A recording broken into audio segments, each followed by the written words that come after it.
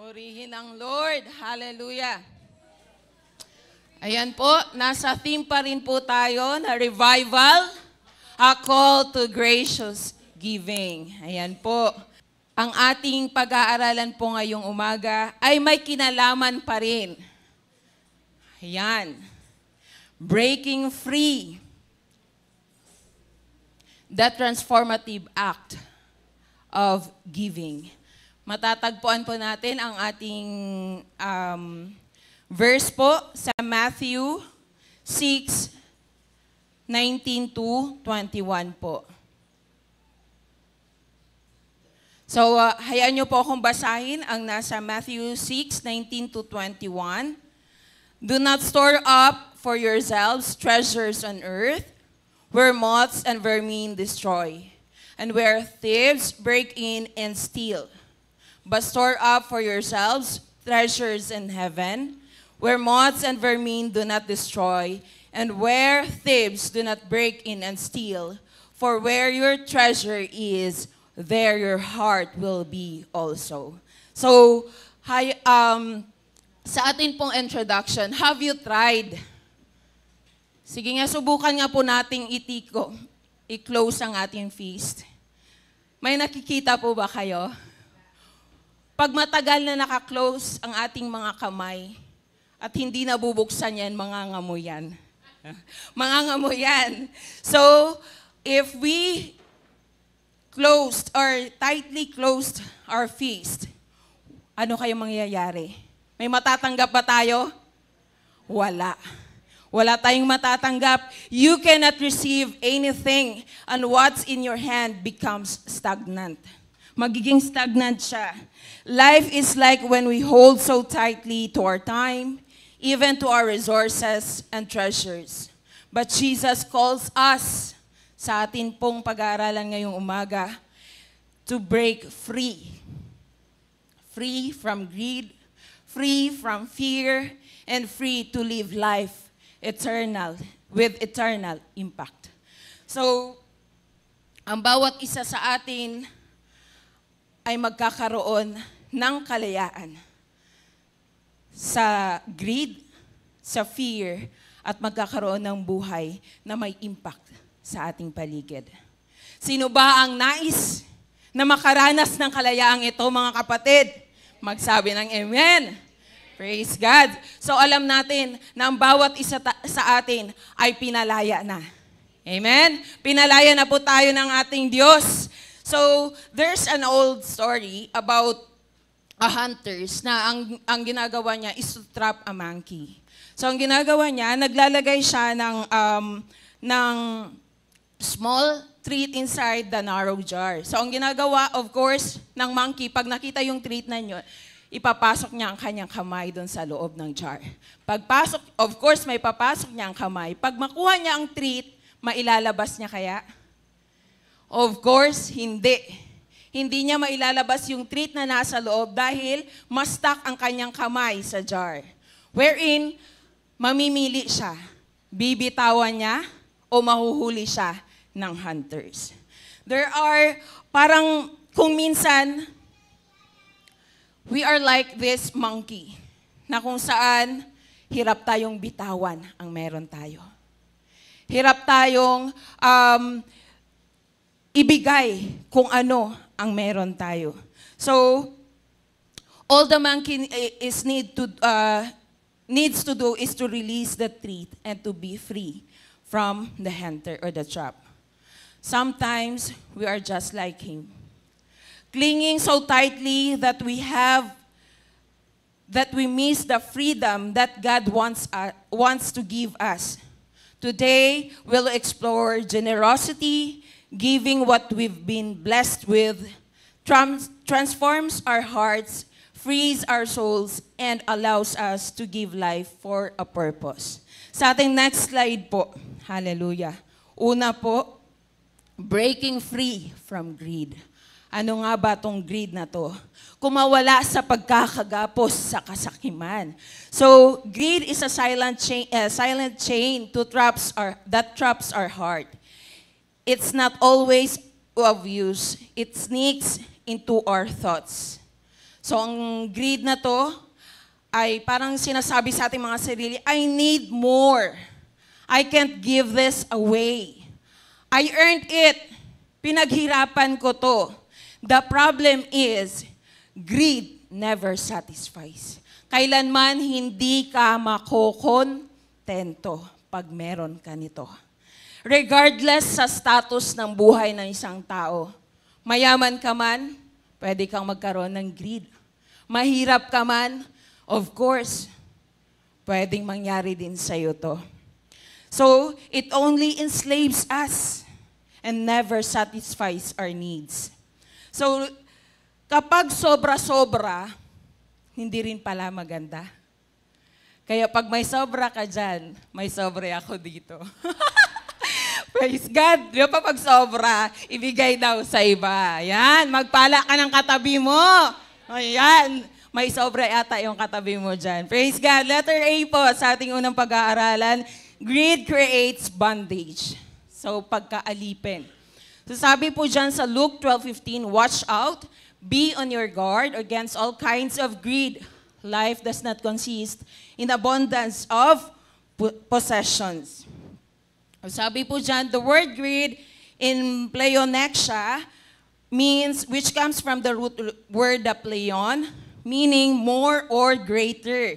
And then the exea means meaning to have or to gain. It refers to insatiable, never satisfied desire for more. It is self-centered, selfish pursuit of gain, which leads to poverty of soul, even when material wealth is abundant. Na kahit meron kang maraming material wealth, ang iyong kaluluwa ay mahirap. Ayan. So, ang greed, it means to thirst of having more. Hindi na maganda. Na kapag meron ka na, pero gustong-gusto mo pang angkinin tong mga bagay na to. So, sabi dyan, it is the earthly gain or riches, the desire of one's life is fatal error that leads to eternal loss. Greed distorts our perspective on wealth and possessions. Jesus warns, it is not about how much we have. It is not about how much we have, but what we do with it. Kung paano natin ginamit ang meron tayo. Kung paano natin ginamit ang ipinagkatiwala sa atin. True life is found not in the abundance of the possessions that we have, but it is by following Christ. So, about dito sa story, sa Luke, the rich fool, about sa Luke 12:16 to 21. Na etong etong taong to, ito ay abundant siya sa wealth. So, sa kanyang pag-iipon, napuno na yung kanyang barn. So, ang ginawa niya, giniba niya yung barn niya maliit, nagtayo siya ng malaki.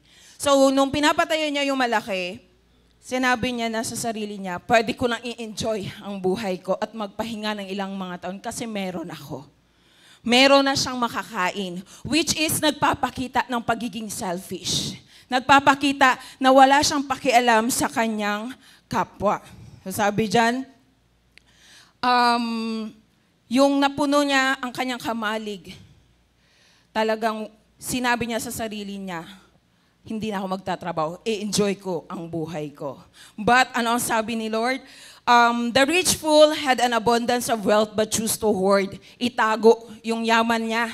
But instead of using it for God's purposes, his life ended and his treasures became meaningless. Ang pagiging sakim ay hindi lamang tumutukoy sa kung saan napoprovide mo ang pangangailangan ng sarili mo, ng pamilya mo.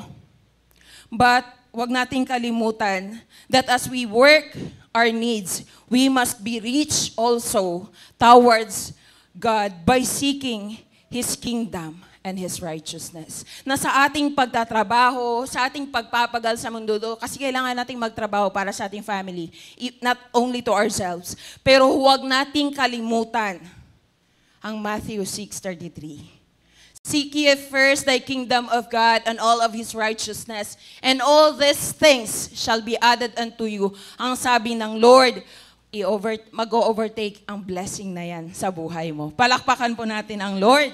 Hallelujah! Of course, lahat tayo gustong parang pag nag-overtake na kasi ang blessing, nag-aabang na yung blessing sa'yo. Amen? So next po.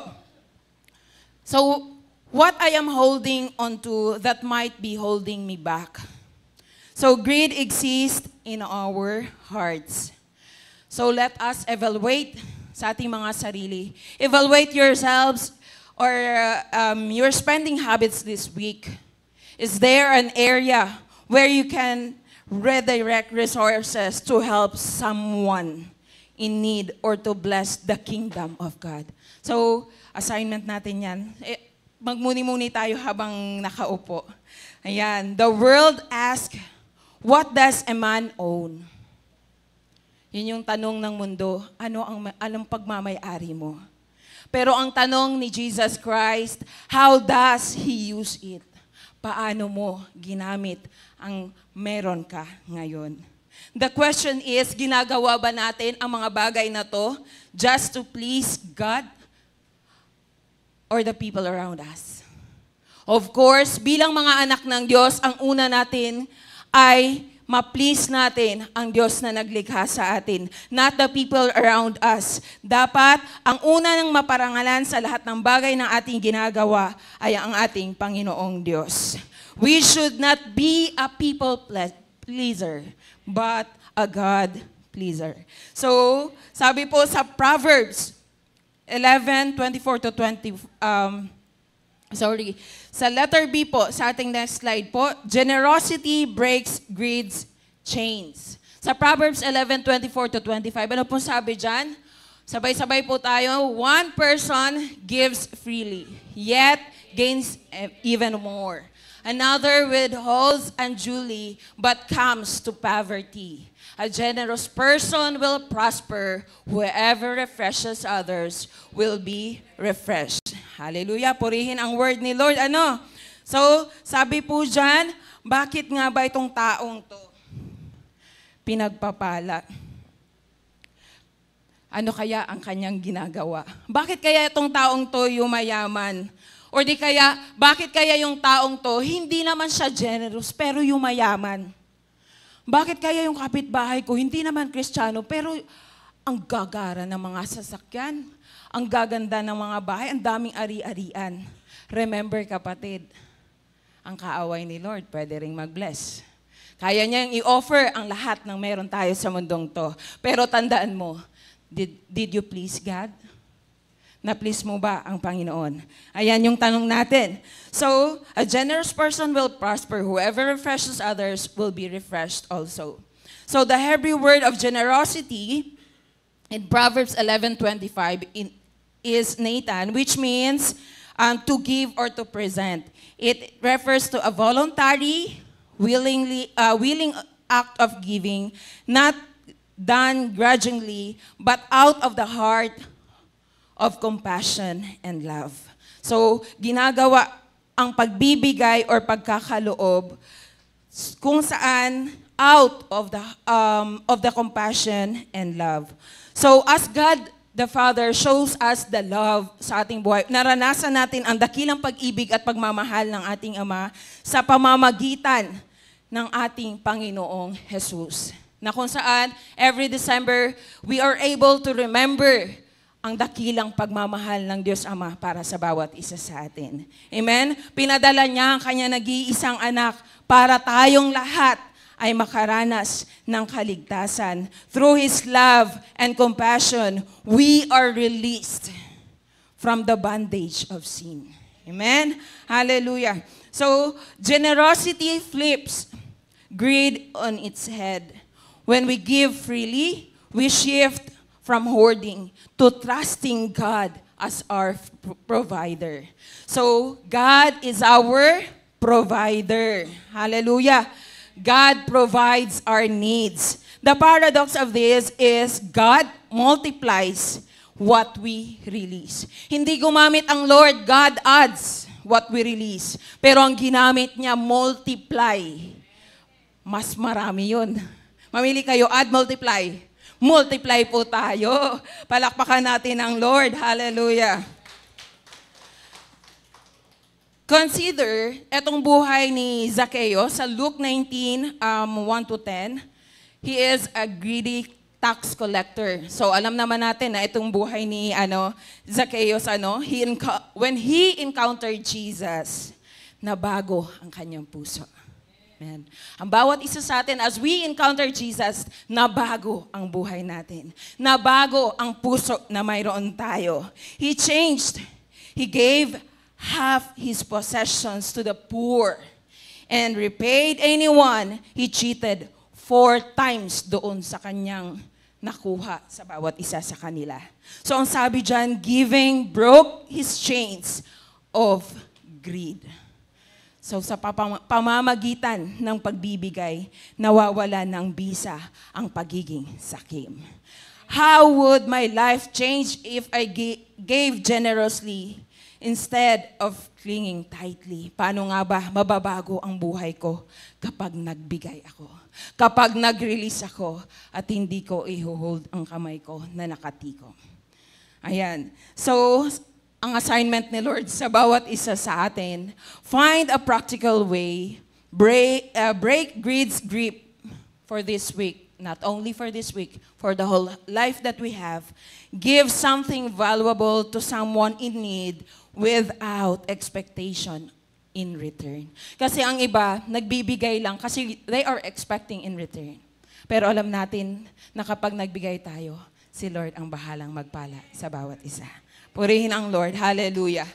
Kapag may pinakawalan ka, of course, kapag may pinakawalan ka, may pinakawalan ang mga kamay mo, you are breaking the chain of greed, as well as asahan mo ang pagpapala ni Lord na umaapaw, siksik at liglig na halos wala ka ng mapaglagyan.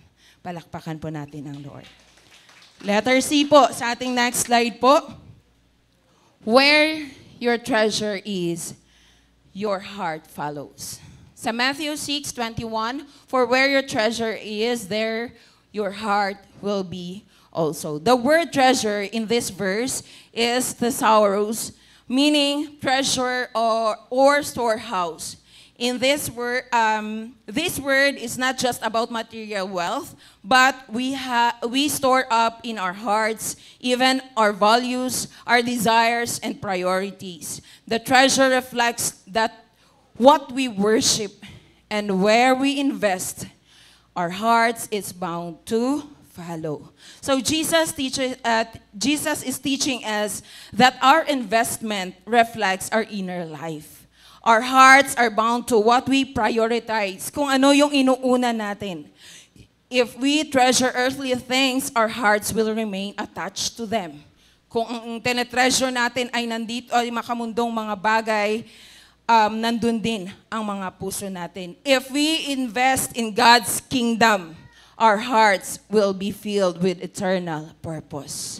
So walang masamang mag-invest, of course, walang masamang mag-invest kasi para sa future yan. Walang masamang mag-ipon kasi para sa future yan, especially sa mga magulang But kung nakafocus na ang buhay mo doon, tandaan mo kapatid, we are just living in a temporary world. Ang ating pinaka-destinasyon ng buhay na to is to live with God in heaven. Palakpakan po natin ang ating Panginoon. So imagine a person who invests heavily in stocks. Suddenly, they care deeply about the company's performance, of course. Kasi nag-invest siya doon. Why? Because their treasure is there. The same will happen when we invest in God's kingdom. Our hearts will also follow. So walang masama sa pag-iipon na sinasabi ko kanina. Basta tandaan natin, ang pag-iipon natin ay makalangit na pag-iipon. Hallelujah. So sabi niya, where is my treasure today? Saan nga ba ang treasure mo ngayon? Does it reveal a heart that loves God? Or one that loves the world. So saan nga ba ang treasure mo ngayon? So shift your treasure, give to something that matters for eternity. Halimbawa sa mga gawain to is to give or support a mission, our local church, of course, or helping a struggling family. Watch how your heart follows. So sabi po ni Charles Spurgeon, a man's heart is where his treasure is. If his treasure is in his money, his heart will always be attached to it. Of course, kung nasaan yung yaman mo, nandun yung puso mo. Para bang ang laki ng ipon mo na nasa bahay lang, pag nasa trabaho ka, paano kaya pagpasukin yung bahay ko? Ano? So, ang daming gumugulo sa isipan mo. Ayan, nakatago pa naman yun sa ganito. Ha? So, nagugulimahanan ka na. So, ang sabi dito, ano nga ba ang nais ni Lord sa atin? We must invest our treasure not in this temporary world, but we must have to invest our treasures in heaven. Ano ba ang dapat nating gawin? Give something that matters to eternity sa bawat isa sa atin. Palakpakan natin ang ating Lord. Next po, breaking free. Pangalawa, breaking free from fear. Ano nga ba tong fear na to? Ito ba yung ginagawa nila every November? Tinatakot ang mga sarili? So, fear is one of the greatest obstacles or balakid or hadlang to generosity. We think that if I don't have enough, what if I don't have enough? Takot yun. What if I can't afford to give? Wala akong kakayanang magbigay. Pero ano nga ba ang sabi ni Lord? But God reminds us that we must trust Him, for He provides. Pakisabi sa katabi mo, pakitapik nga yung katabi mo, trust God for He provides. Pagkatiwalaan mo si Lord, na kaya niyang ibigay ang lahat ng pangangailangan mo at ng buong pamilya mo. Palakpakan po natin ating Panginoon. Hallelujah. Indeed, our God is our Jehovah Jireh, our provider. Hallelujah. Letter A po sa ating next slide. Fear distorts God's provision. Sa Matthew 6:26, ang sabi po dyan, sabay-sabay po tayo, look at the birds of the air. They do not sow or reap or store away in barns, and yet your heavenly Father feeds them. Are you not much more valuable than they? Tama nga naman. Diba? Yung mga ibon nga sa kalawakan, hindi niya pinapabayaan. Tayo pa kayang mga anak niya that was created according to His image and likeness. Of course, mahal na mahal tayo ng Diyos. Kailanman hindi niya tayo pababayaan. The Aramaic word for the Father in this verse is Abba, which conveys to deep intimacy and trust. Jesus assures us that we are beloved children of a caring Father who provides for us. The word Abba speaks to our dependence on God as our source of everything, including provision. So we should be dependent to God na alam natin na kailanman hindi niya tayo pababayaan. He will provide everything we need. Pero itong fear na to, fear makes us forget God's faithfulness. We act as though we're alone, but God's promises is to care for us. Ang promise ni Lord ay ingatan tayo, alagaan tayo. He loves us. And of course, He will never abandon us. So, ang isang halimbawa dito is the widow of Zarephath sa 1 Kings 17:8-16 faced a starvation. Elijah asked her to make him a small loaf of bread, promising God would provide. She gave what little she had, and God multiplied it. Nandiyan na naman ang multiplication. So mahalaga talaga na ma-memorize natin ang multiplication table. Kasi mo-multiply talaga lagi ni Lord ang mga pagpapala. So the poor widow ay sumasalamin or nakikita natin sa Kanya ang character ng pagiging or of having faith in God. Pagkakaroon ng pananampalataya sa ating Panginoon, and she trusts God because hindi mo gagawin ang isang bagay kung wala kang pananampalataya sa Kanya. Nandun ang obedience as Elijah told her na gawan siya ng tinapay. Hallelujah. So sabi dyan, do I trust God enough to give even when I am afraid? Tayo ba, do we trust God? Do we trust God? Amen! O di kaya may pag-aalinlangan pa sa iba dyan. Paano ba natin pagkakatiwalaan si Lord? We need to exercise the faith that we have, which is we need to trust God that He will be providing everything we need sa ating pang-araw-araw na buhay. Hallelujah. Step out in faith. Mga kapatid, kailangan ating step out ang ating pananampalataya. We should give generously and trust God to provide for our needs. Not only sa araw na to, not only for this week, but the coming year, the year 2025. Hallelujah. Purihin ang Lord. Fear is the enemy of faith. Magkalaban to. Of course, and faith is the enemy of fear. Kung paiiralin mo ang takot mo, wala kang pananampalataya. Ngunit kung paiiralin mo ang iyong pananampalataya, ang takot na yan ay mawawala. Amen? Amen. So, we must have to lay our faith in God. Letter B po, sa ating next slide po, giving builds trust in God. In Malachi 3:10, gasgas na to sa ating tithes and offering. So, Malachi 3:10, test me in this and see if I will not throw open the floodgates of heaven. So, ano po ang sabi dyan? So, sa Hebrew po, sabi po dyan, test me. It is an invitation to prove God's faithfulness that encourages us to test Him in giving, not to prove His existence, but to prove that He will meet our needs when we step out our faith. So, ang isa sa example dito is about the poor widow who pleases God in this matter. Yung binigay niya ang lahat na mayroon siya. Doon na parangalan niya or na-touch niya ang puso ng ating Panginoon. God invites us to test His faithfulness through giving. When we let go, we learn to trust Him more deeply. So, I remember itong when I was in college, nagpapadala yung kapatid ko ng pang-college fund kasi ang tuition sagot ng government. Yun nga lang, tinatapyasan ko yun ng tithes.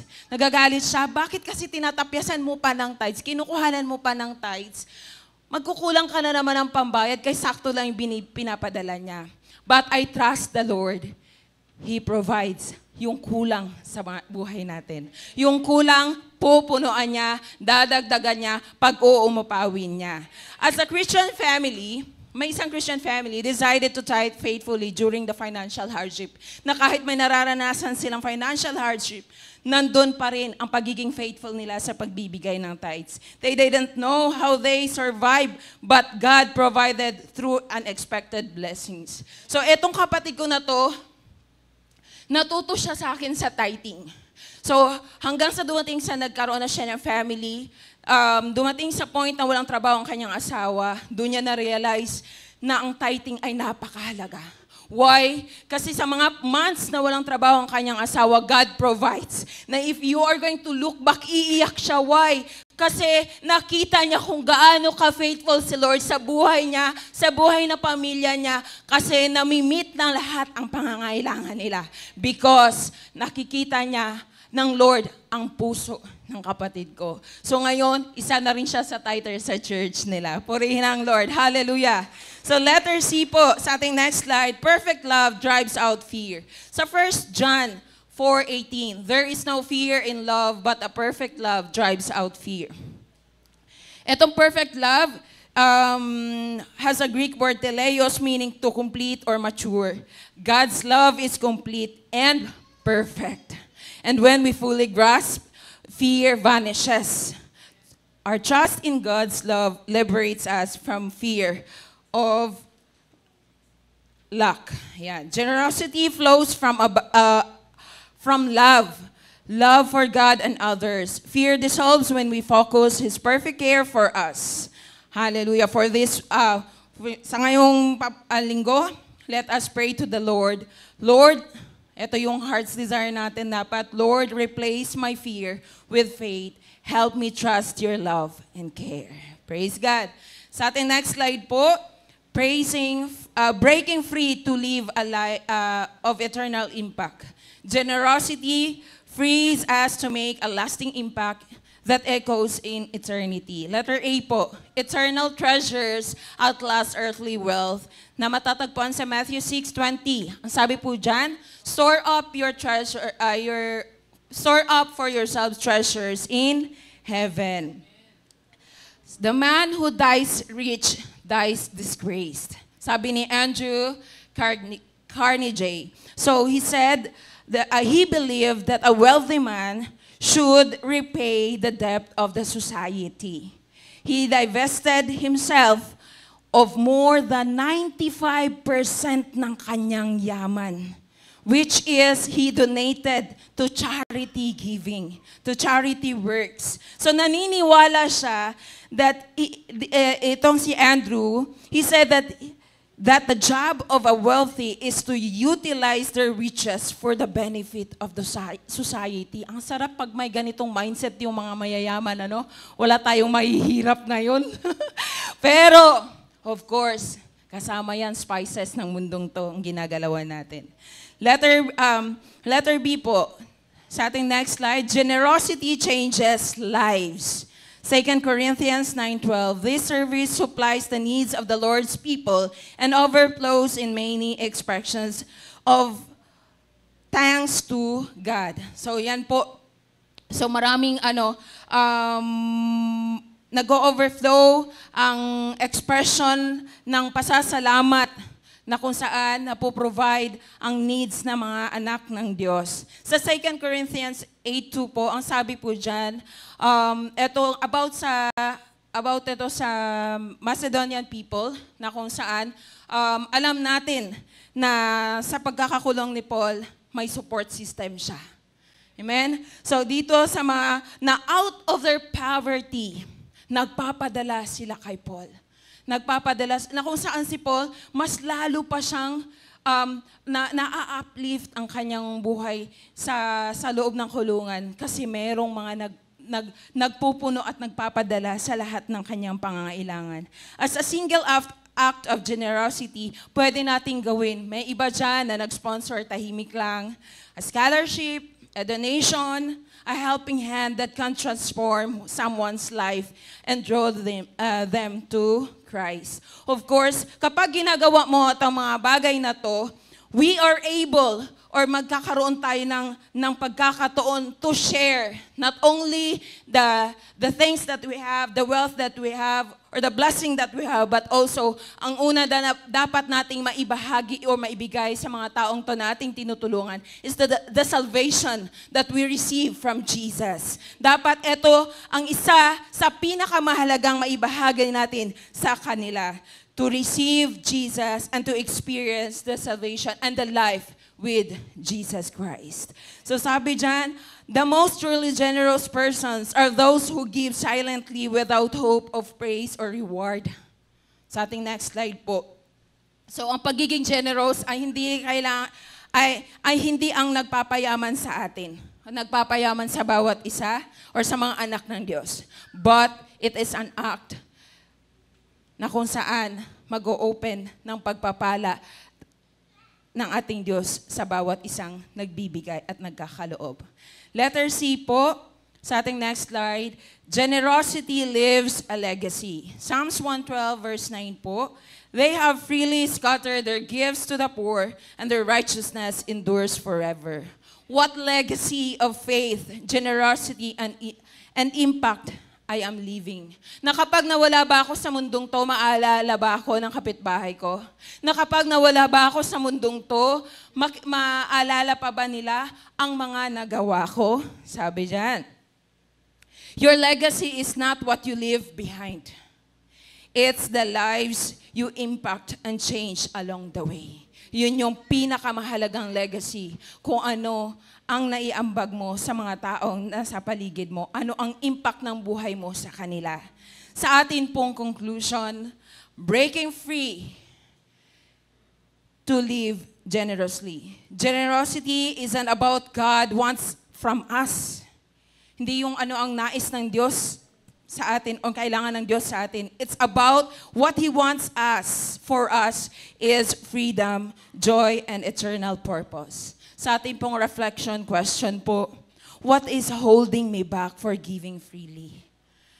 How can I trust God more with my resources? Who can I impact through my giving today? The final challenge that we have, take one bold step of generosity for this week. Give sacrificially, trust God fully, and live free. Sa ating 2 Corinthians 9:6, whoever sows generously will also reap generously. Break free, trust God, live generously. For the best way to find yourself is to lose yourself in the service of others. Hallelujah. Purihin po natin ang ating Panginoon. Tayo po ay tumayo. Praise God. Habang tayo ay aawit sa awiting to, let us make this song a prayer in our hearts.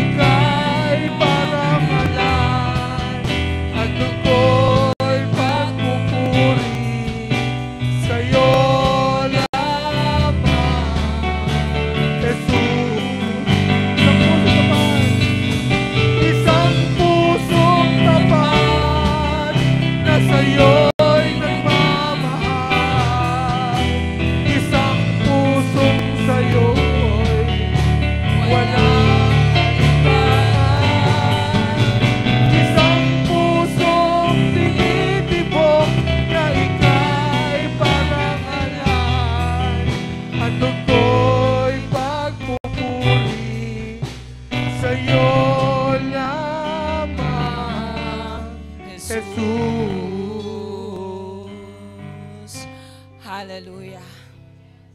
Hallelujah, Jesus. Lord, hallelujah, aming dalangin, O God. Isang pusong dali sa'yo, God. Hallelujah. Father God, create in us a pure heart, Panginoon. Lord God, upang sa gayon, Lord God, sa umagang ito, Lord God, Lord, maisagawa, magampanan namin, Lord God, ang naituro mo sa amin, Father God. That, Lord, we will release something, O God, para sa aming mga kapatiran na nangangailangan. Even, Lord, hallelujah, Lord, likhain mo sa aming mga puso, Lord God, ang pusong mapagbigay, Father God. Lord, ikaw ang unang nagbigay, Father God. Ikaw ang unang nagpadala ng iyong nag-iisang anak para sa bawat isa sa amin, Father God. Lord, turuan mo kami that we will extend, Lord God, ang aming naranasan, ang salvation that we have, Lord God, will be extended to the people around us, Father God. Maraming salamat, Panginoon, sa iyong dakilang pag-ibig, Lord God, sa iyong dakilang pagmamahal sa bawat isa sa amin, Father God. Thank you, Lord, for breaking the bondage, Lord God. Thank you, Lord, for breaking the bondage of poverty, Lord God, sa buhay ng bawat isa. I declare, Father God, na ikaw ang Diyos na nagbibigay. Ikaw ang Diyos na nagpapala, Father God. Lord, sa lahat ng mga kapatiran namin, Lord God, nakikita mo, God, ang kanilang mga pangangailangan, Father God. Sa amin po, Lord, ikaw ang bahalang magpala sa kanila, Lord God. Ikaw ang bahalang umabot, Lord God. Hindi maiksing yung mga kamay, Father God, upang hindi maabot ang pangangailangan ng mga anak mo, Father God, sa umagang ito, Lord. Hallelujah. Lord, tatanggapin namin ang nag-uumapaw na pagpapala na nagmumula sa iyo, Father God. And we will extend this na hindi namin makakalimutan to extend the blessings that we receive to the people, Lord God, na masigit na nangangailangan, Father. Lord, maraming salamat. Tunay nga po, ikaw ang aming Jehovah Jireh. Ikaw ang nagbibigay. Ikaw ang nagpo-provide, Lord God, sa lahat ng aming pangangailangan. Lord, sa ilang namin tinataas ang lahat, Lord God, ng papuri, Lord God, ng pasasalamat, pagsamba at pagluwalhati. In the mighty name of Jesus we pray. Amen and amen.